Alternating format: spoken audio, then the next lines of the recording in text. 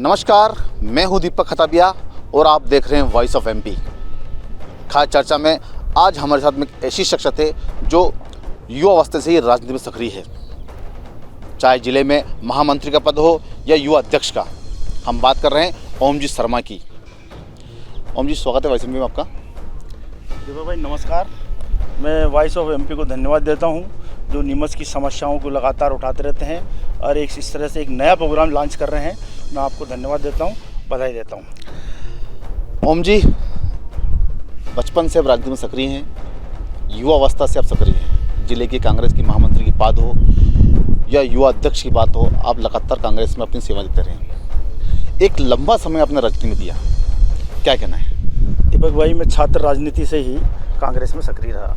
मैं सन 84 में छात्र संघ का चुनाव लड़ा और सेक्रेटरी रहा। 85 में प्रेसिडेंट का चुनाव लड़ा, जो कि यहाँ पे छात्र राजनीति में बड़ा मामला रहता था। डिग्री कॉलेज में प्रेसिडेंट और सेक्रेटरी का चुनाव मतलब एमएलए का चुनाव के बराबर होता था, क्योंकि डायरेक्ट चुनाव होते थे। छात्रों की समस्याओं, नगर की समस्याओं के लिए लड़ना पड़ता था और वो चुनाव जो होते थे बहुत ही महत्वपूर्ण होते थे। और उससे जो निकले हैं प्रदेश में आज की तारीख में वही राजनीति कर रहे हैं। ये बड़ा मामला था और इस तरह से मैं छात्र राजनीति से कांग्रेस में प्रवेश किया और धीरे धीरे कांग्रेस की राजनीति में रम गया। छात्र राजनीति से ही कांग्रेस में प्रवेश करने के बाद लगातार कई बड़ों पर बने रहे हैं ओम जी शर्मा। ओम जी, आपने कहा कि आप छात्र राजनीति से ही राजनीति में सक्रिय हो गए, कई बड़ों पदों पर बने रहे हैं, चाहे डिग्री कॉलेज की बात हो, कांग्रेस में महामंत्री पद पर हो। लेकिन इतनी लंबी राजनीति के बाद में आपने कोई भी चुनाव अब तक लड़ा नहीं। क्या कहना है, मतलब आपकी राजनीति को लेकर? क्या आपसी पदों भी बन रहे, संगठन के काम किया आपने, क्या कहना है? देखिए दीपक भाई, आपने बहुत अच्छा प्रश्न उठाया है।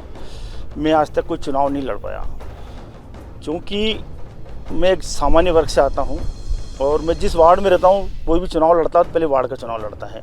क्योंकि कई बार आरक्षण के कारण मैं चुनाव नहीं लड़ पाया और कई बार कोशिश की, लेकिन जब भी हुआ और वार्ड का आरक्षण के कारण मुझे मौका नहीं मिल पाया। लेकिन मैं लगातार जनता की समस्याओं को उठाता रहा हूँ, लोगों के लिए लड़ता रहा हूँ और जन समस्याओं के लिए हमेशा संघर्षरत रहा हूँ।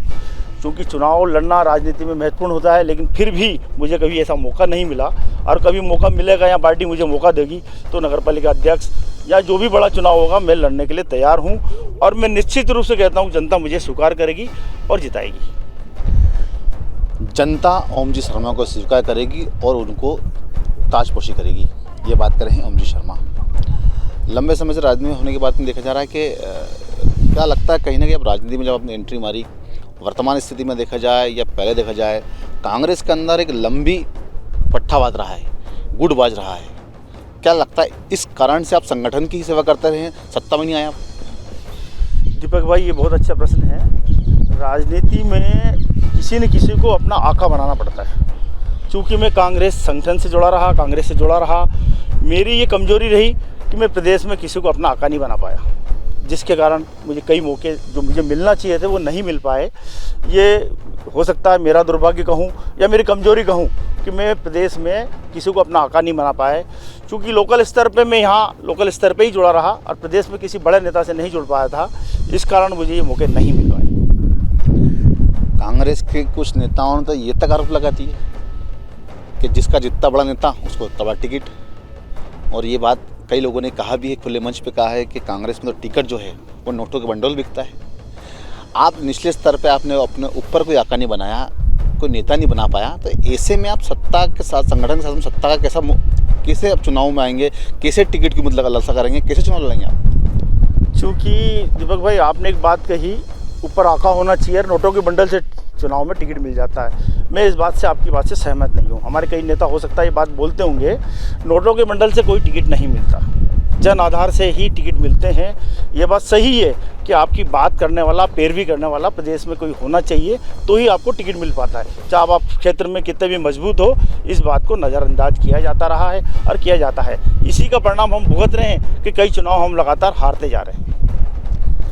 चुनाव लगातार कांग्रेस हारती जा रही है जिले के अंदर, चाहे वो नगरपालिका अध्यक्ष की बात हो, चाहे विधानसभा की हो या लोकसभा की हो, चाहे पंच सदस्य की बात हो, लगातार कांग्रेस अपना जनाधार खोती जा रही है। क्या लगता है कि बीजेपी की जो महत्वपूर्ण योजना है या लोगों के प्रति, कांग्रेस के प्रति विश्वास उठता जा रहा है? क्या कांग्रेस अपना विश्वास जनता के बीच में क्यों नहीं बना पा रही है? देखो दीपक भाई, कांग्रेस आज भी जनता के बीच में है और जनता कांग्रेस पे विश्वास करती है। हमारे कुछ निर्णय गलत होने के कारण हम चुनाव में हार जाते हैं।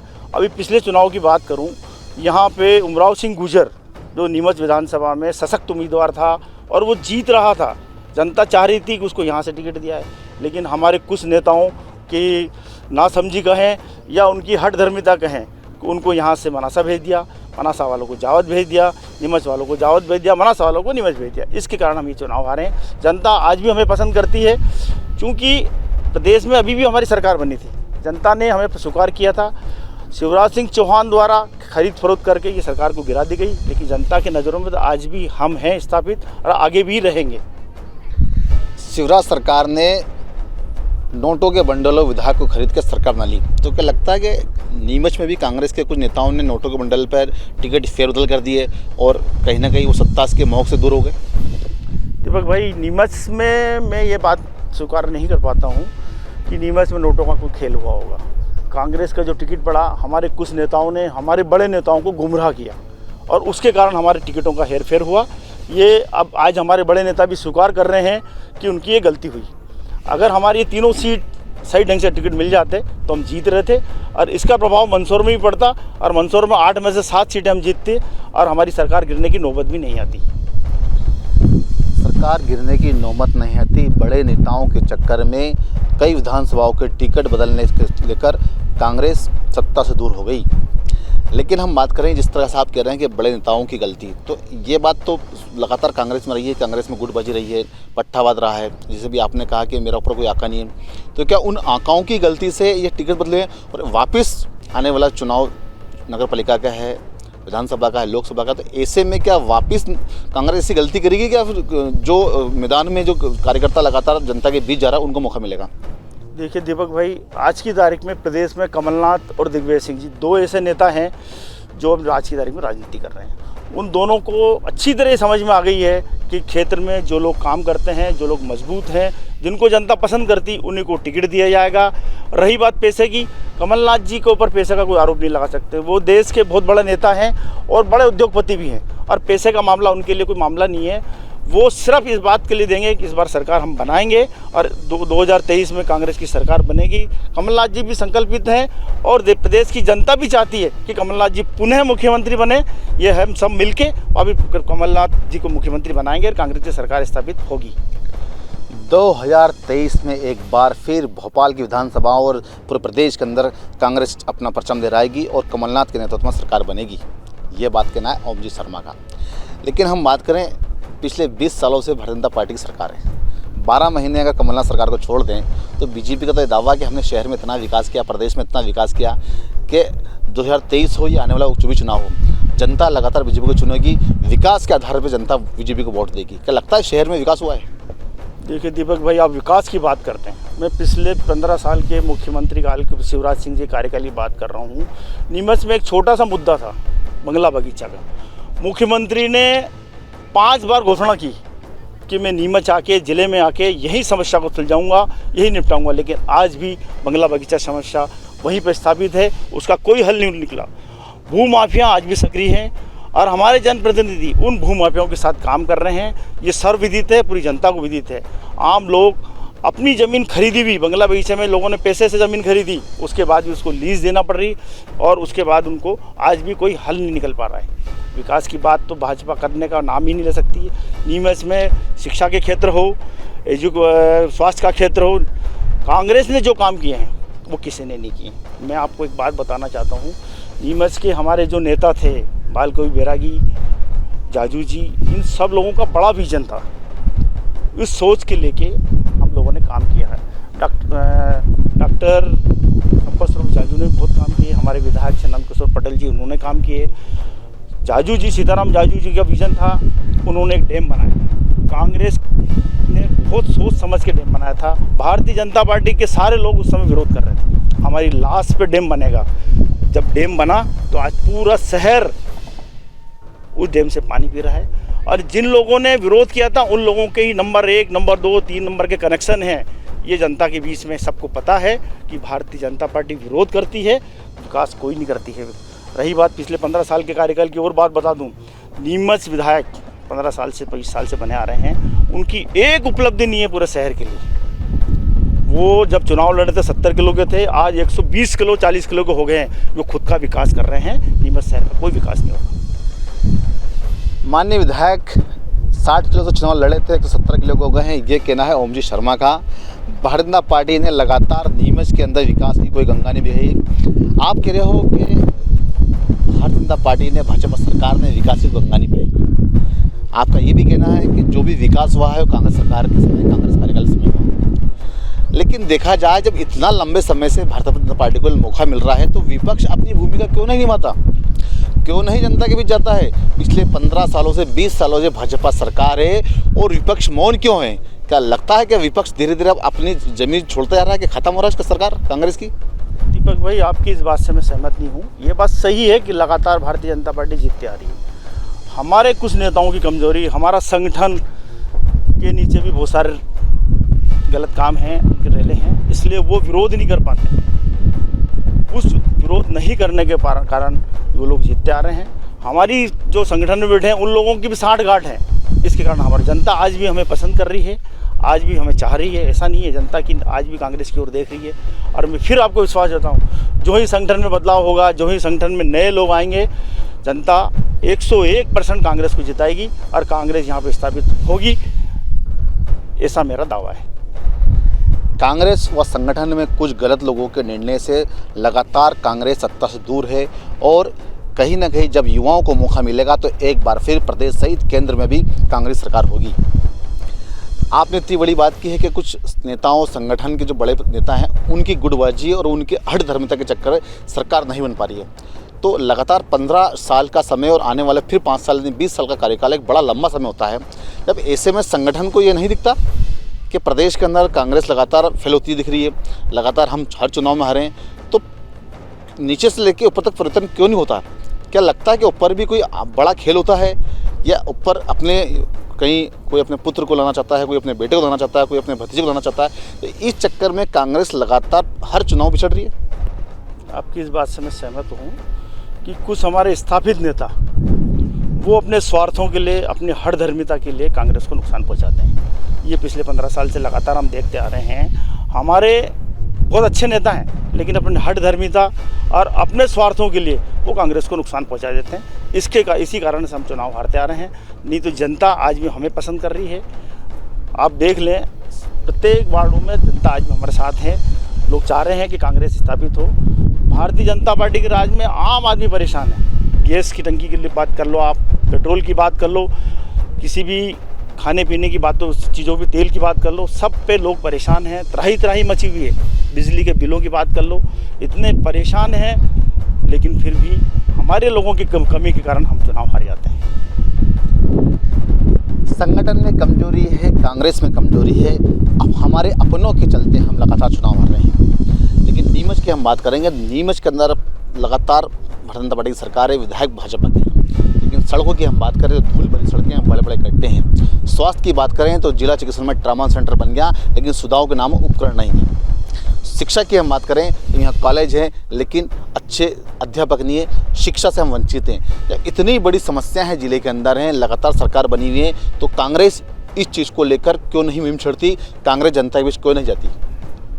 देखिए दीपक भाई, आपने फिर बहुत अच्छा क्वेश्चन उठाया है। मतलब इतनी अव्यवस्था होने के बाद जनता त्रस्त है। शिक्षा के नाम पे अच्छे अध्यापक हमारे पास नहीं, प्रोफेसर नहीं है।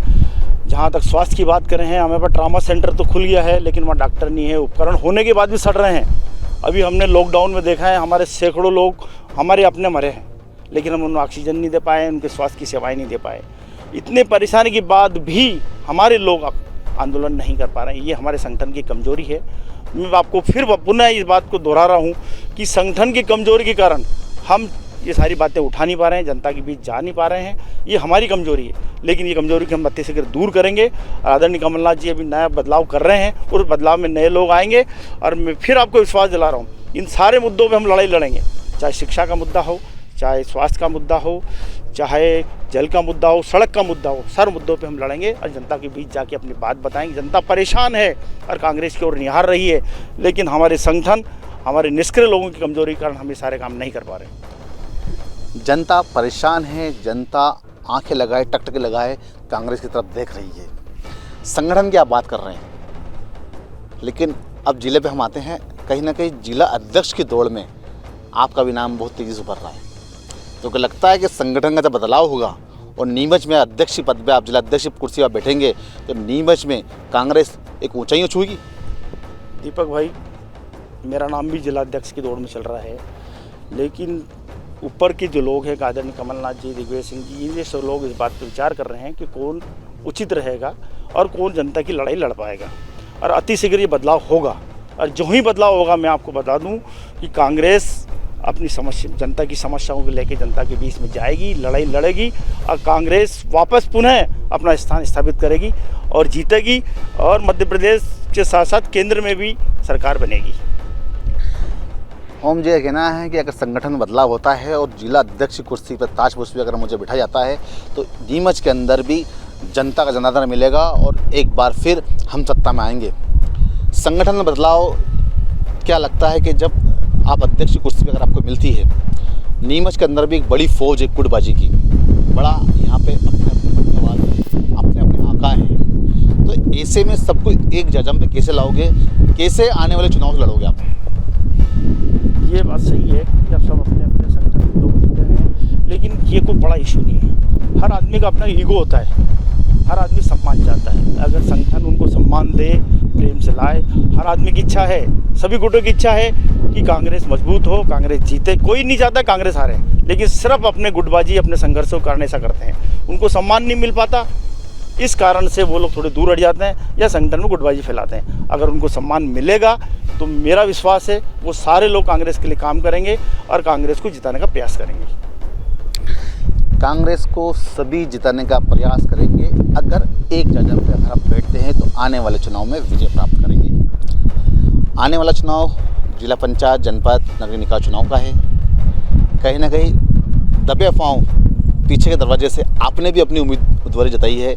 आप भी चाहते हैं कि नगर पालिका अध्यक्ष का टिकट मुझे मिले और मैं चुनाव लड़ूं, और लंबी दावेदारों की लिस्ट है, क्या कहना है? देखिए दीपक भाई, अभी यहाँ पे महिला आरक्षण हुआ है नीमच नगर पालिका में, तो मेरी दावेदारी तो है ही नहीं।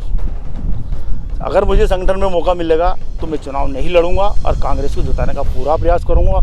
जो सही होगा, जो जीतने लायक होगा, जो कांग्रेस हित में काम करेगा, जनता के हित में काम करना चाहेगा, उसको हम टिकट दिलाएंगे और उसको जिताएंगे और नगर पालिका पे कांग्रेस का कब्जा रहेगा। एक बार फिर संगठन के तले हम काम करेंगे, मजबूती से काम करेंगे, और आने वाले जनपद या नगर पंचायत हो या नगर पालिका पे हो, कांग्रेस अपना परचम लहराएगी और अपने अध्यक्ष को मजबूत दावेदारी हम लोग करेंगे। कई लंबी लिस्ट है, कई लोग, कई महिलाएं भी सक्रिय हैं। उनका ये कहना है कि पुरुष प्रधान देश है, महिलाएं कभी आती नहीं है, हम सालों से दरी बिछा रही हैं, ऐसी कई महिलाएं आ जाती हैं और ऐसे कई पुरुष अपनी महिलाओं को आगे ले आते हैं और वो वोट के नोट के आधार पर उनको टिकट मिल जाता है। और अब जो करनी महिलाएं जो लगातार सक्रिय हैं, उन महिलाओं को अनदेखा किया जाता है। कहीं ना कहीं संगठन में ये बात दिखती है। देखिए दीपक भाई, ये बात भी सही है कि कई महिलाएं जो घर पे रहती हैं, पुरुष अपनी महिलाओं को बाहर ले आते हैं, जो काम करती हैं उनको मौका नहीं मिल पाता। लेकिन जब कांग्रेस संगठन ये इस बात पर गौर करती है कि कौन जीत सकता है, कौन नहीं जीत सकता है, कौन सक्षम है, किसको जनता पसंद करेगी, इन सारी बातों को गौर करते हुए टिकट दिया जाता है। और जब कांग्रेस को ये लगता है कि ये जीत सकती है तो हो सकता है उनकी भी उपेक्षा हो जाती है। लेकिन अगर इस तरह की घटनाएं नहीं होगा और मुझे मौका मिला तो इस तरह की पुनरावृत्ति नहीं होगी और कांग्रेस में महिलाओं को मौका मिलेगा और वो जीत के आएंगी, ऐसा मेरा दावा है। जिला अध्यक्ष की कुर्सी पर अगर ओम जी शर्मा बैठते हैं तो संगठन के तले वो कांग्रेस में एक अच्छी भूमिका निभाएंगे और कहीं ना कहीं उम्मीदवारों का चयन भी सही तरीके से होगा। आने वाला फिर चुनाव नगर पालिका, नगरीय पंचायत का है, जिला पंचायत का है। क्या लगता है? भाजपा का कहना है कि हमने 5 साल में नगर पालिका में विकास कहा है, लेकिन कहाँ विकास दिखता है आपको? क्या कहेगा आने वाला चुनाव? दीपक भाई, भारतीय जनता पार्टी के ये बात कहना कि नीमच नगर पालिका में विकास हुआ है, नीमच नगर पालिका में जनता का विकास नहीं हुआ है, उन भारतीय जनता पार्टी के लोगों का विकास हुआ है। आप पूरे शहर में चले जाइए, खड्डे हैं, पानी की इतनी परेशानी है कि पूछो मत। 4 दिन में, आज भी पानी 4 दिन में हमारे पास ढड़किया खाल डैम में पानी पूरा भरा हुआ है, लेकिन 3 दिन में पानी आ रहा है। रही बात सड़कों की, आप सड़कों पे किसी भी सड़क पर चले जाएं, खड्डों और धूल के अलावा कुछ नहीं है।